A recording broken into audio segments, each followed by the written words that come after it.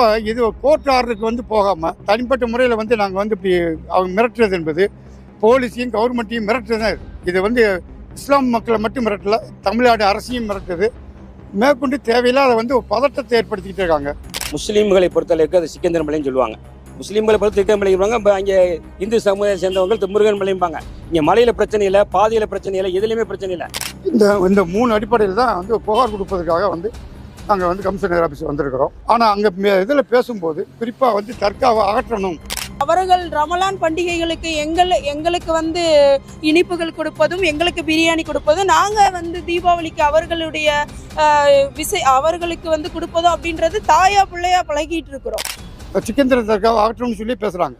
இது வந்து ஏறக்குறைய அகற்றணுங்கிறது இடிக்கிறதுங்கிறது வேறுபாடு இல்லை. ஆக வன்முறை தூண்டு வண்ணம் கச்சிராசா பேசியிருக்கிறாரு. அவரை வந்து தேசிய பாதுகாப்பு சட்டத்தில் கைது செய்யணுங்கிறத வந்து வலியுறுத்திற்காக